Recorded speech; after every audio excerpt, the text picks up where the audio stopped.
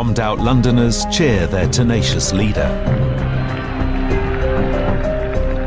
Police restrain the crowds, but one woman breaks through the cordons to get an autograph.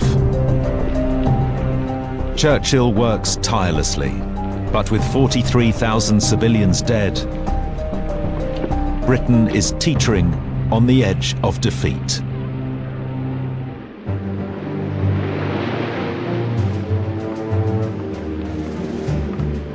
Desperate for help, on August the 9th, 1941, Churchill sails west aboard HMS Prince of Wales.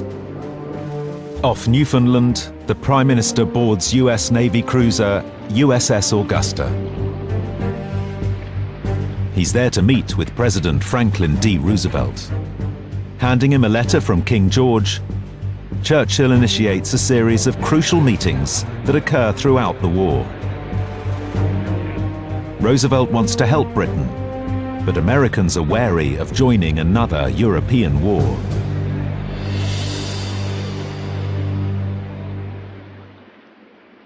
Churchill fears that without America's might, Britain will fall.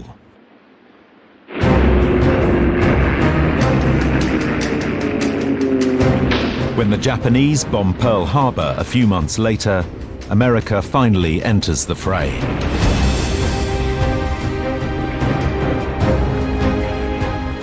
Now we are not alone. We have mighty allies. We shall drive on to the end and do our duty, win or die.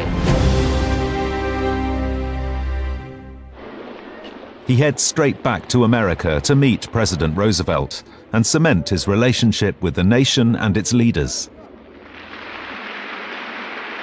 As a mark of respect and urgency, Congress invites Churchill to address a joint session. It is not given to us to peer into the mysteries of the future. Still I avow my hope and faith, sure and inviolate, that in the days to come, the British and American peoples will, for their own safety and for the good of all, walk together in majesty, in justice, and in peace.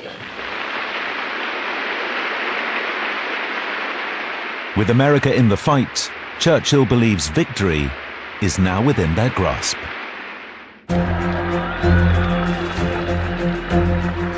February 1943, Tripoli, Libya. Soldiers at Kate El Benito Field crowd around Churchill's Commando Liberator. Wearing an honorary RAF uniform, the Prime Minister congratulates General Bernard Montgomery on his triumph at El Alamein in Egypt, a battle that has turned the tide against the Axis powers.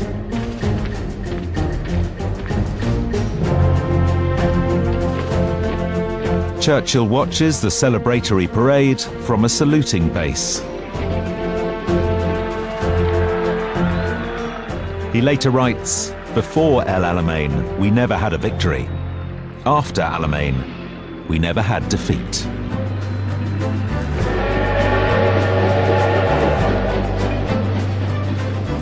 A huge reception marks his return from his North Africa tour. Wife Clementine, brother Jack, and cabinet ministers greet the Prime Minister. Grandson Julian is happiest of all.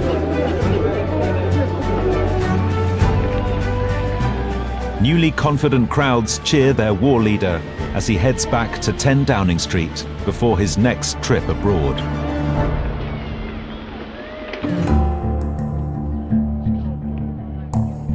November the 28th, 1943. Tehran, capital of Iran. It's been 2 years since Hitler invaded the USSR. At the Soviet embassy, Churchill meets Marshal Joseph Stalin with President Roosevelt. The Big Three begin what will be a series of conferences on how to win the war and organize a peaceful Europe. Working closely with General Dwight Eisenhower, commander of American forces in Europe, Churchill, cigar in hand, plans the liberation of France.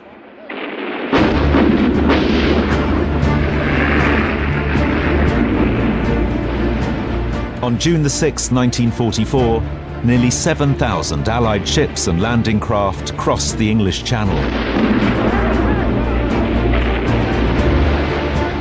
As ever, Churchill is desperate to accompany the fleet, but is forbidden by his great friend, King George VI.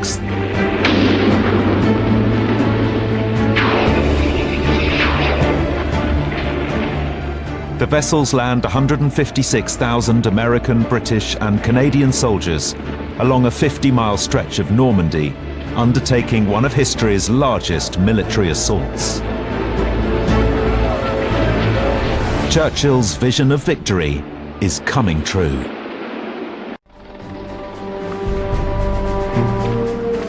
As the front line shifts, the war leader, with General Montgomery, visits the Rhine city of Remagen. Only days before, American troops captured one of the last standing bridges across the river. Ever the daredevil, Churchill persuades Montgomery to join him aboard an amphibious vehicle. The two cross into enemy territory for 30 minutes.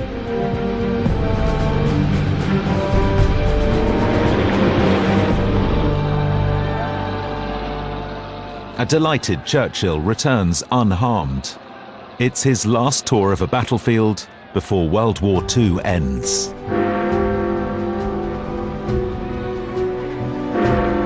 May the 8th, 1945. A huge crowd celebrates victory in Trafalgar Square. The Prime Minister is to give an historic broadcast. The German war is at an end. Advance, Britannia! Long live the cause of freedom! God save the King!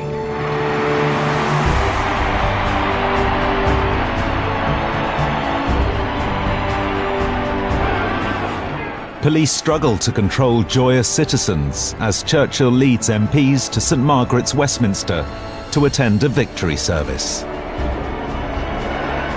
Up and down the country, Britons begin 2 days of celebrations, with street parties, dancing and singing.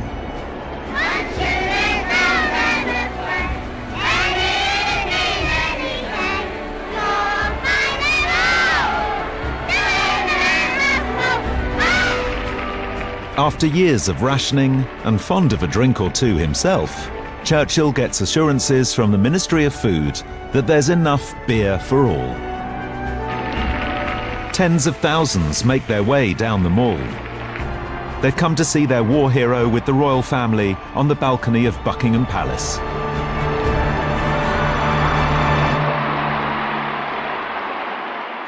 Among many great moments, this is the greatest in Winston Churchill's exuberant life. On May the 23rd, 1945, Churchill dissolves the War Cabinet.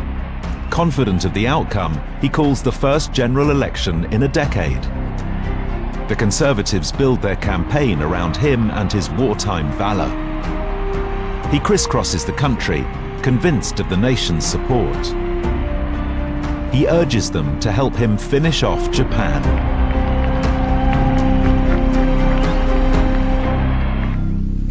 For the sake of the country and of your own happiness, I call upon you to march with me under the banner of freedom.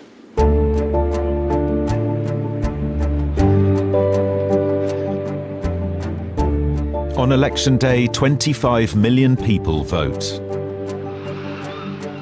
So do millions of servicemen in the field. Collection of absentee ballots delays the count. Churchill spends the 3-week interim relaxing in the south of France. As a diversion, he paints, one of his favorite hobbies. But Mediterranean scenes cannot muffle thoughts of the ballots stacked at home.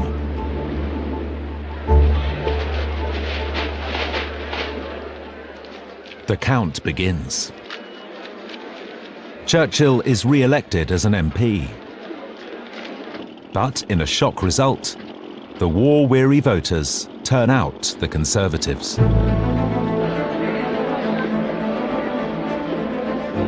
A campaign for peace and a welfare state has put Labour on top by a landslide. The country is ready for a new policy to face new world conditions. Churchill says the power to shape the future has been denied him. In peacetime, no one needs a war hero. King George names Clement Attlee Prime Minister. As leader of the opposition, a role he loathes, Churchill looks instead to the world stage.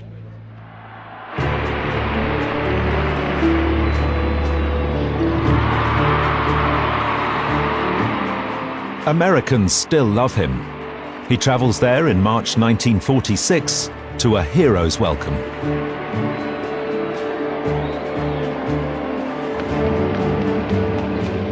President Harry Truman welcomes the lion of British politics to Fulton, Missouri. 30,000 people descend on the town, where Churchill will give yet another historic speech. It's one of the great privileges of my lifetime to be able to present to you that great world citizen, Winston Churchill. The man of the hour does not disappoint the audience at Westminster College. The name Westminster somehow or other seems familiar to me. Jokes aside, he turns to graver matters. He popularizes the definitive phrase of the post-war era. From Stettin in the Baltic to Trieste in the Adriatic, an iron curtain has descended across the continent.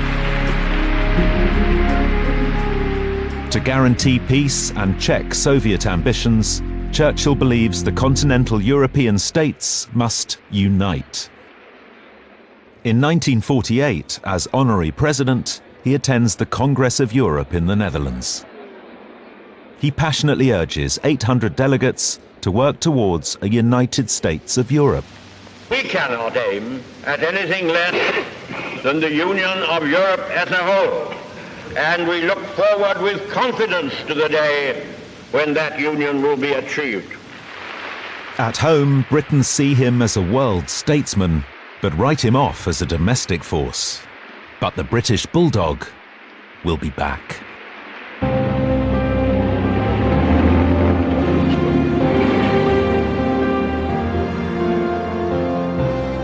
October the 4th, 1951.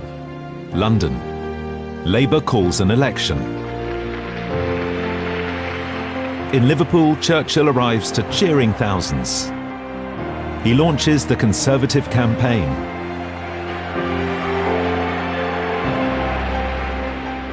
At 76, Churchill still has the power to inspire crowds and win elections. We are the same people in the same island as we were in the great days we can all remember.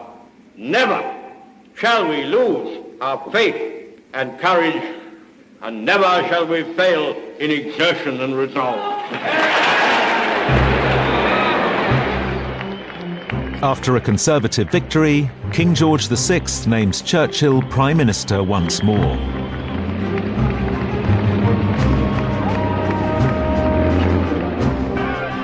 Enthusiastic crowds greet him at 10 Downing Street.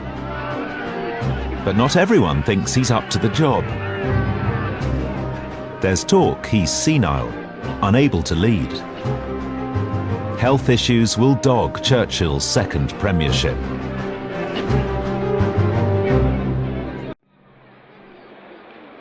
In December 1953, amid Cold War tensions, Churchill flies to Bermuda for talks with Western allies.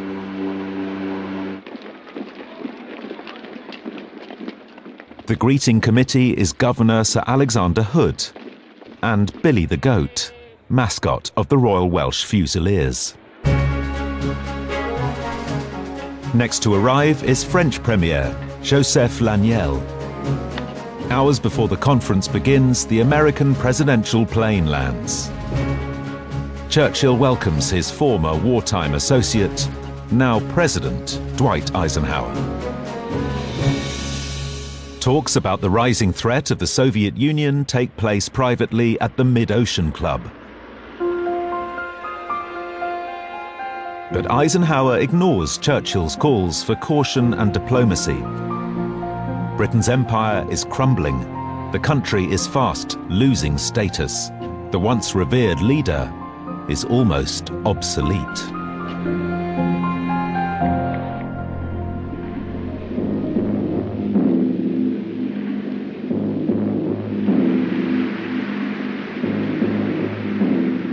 Westminster Hall, November the 30th, 1954. Drummers beat Churchill's trademark V for Victory salute in Morse code. It's his 80th birthday. 2,500 guests attend the televised celebration. Clementine, his partner in triumph and failure, is by his side. Clement Attlee pays tribute to his formidable opponent. You will realize that I should be in breach of my duty as leader of the opposition were I to wish you long continuance in your present office. But may I hope that you will live to see the beginnings of an era of peace in the world after the storms which has been your lot to encounter. I ask you to accept this portrait.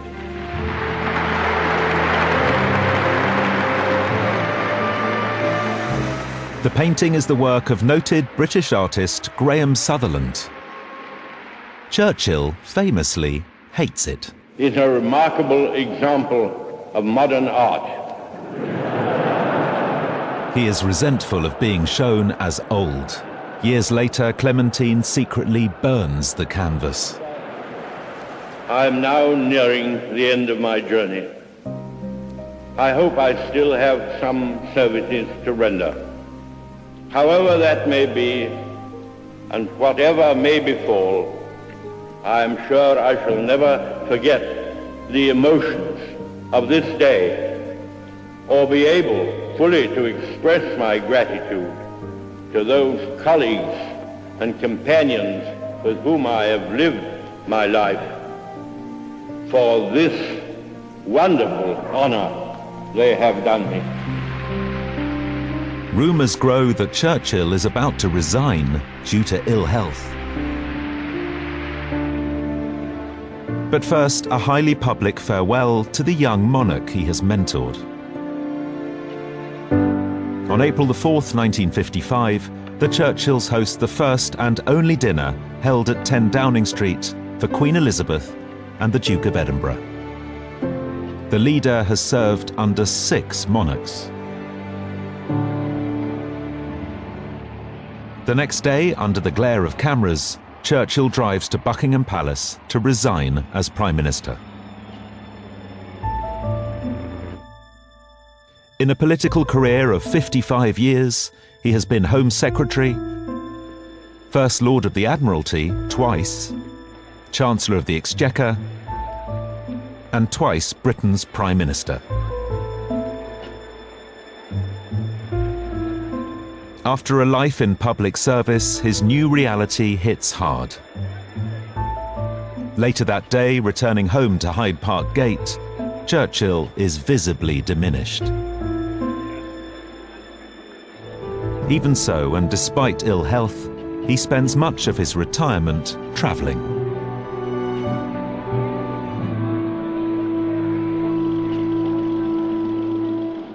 After a Mediterranean journey in 1959, his decline is clear to see. He grows ever more frail. On January the 10th, 1965, he has a massive stroke. 2 weeks later, on January the 24th, aged 90, Winston Leonard Spencer Churchill dies. A thick fog descends on Westminster. Outside Westminster Hall, 300,000 mourners line up silently to pay their respects.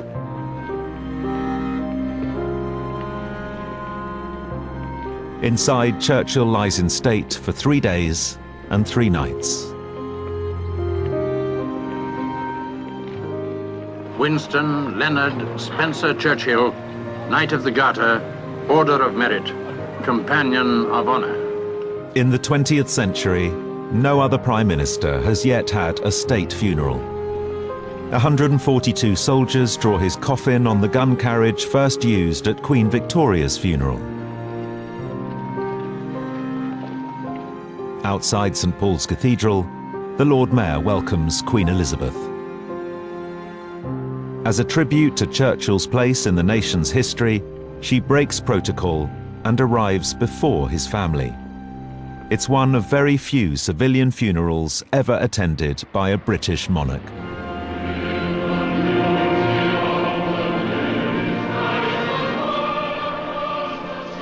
As 8 Grenadier Guards carry the coffin in, the Churchill family follow solemnly behind. Inside, everyone joins to sing the hymn requested by Churchill himself, the American Battle Hymn of the Republic.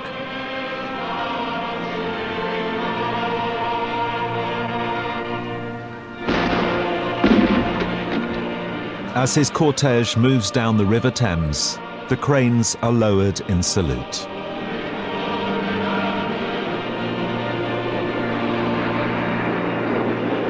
It's the end of an era, but the legend of Winston Churchill, the man who led Britain victoriously through its darkest days, lives on.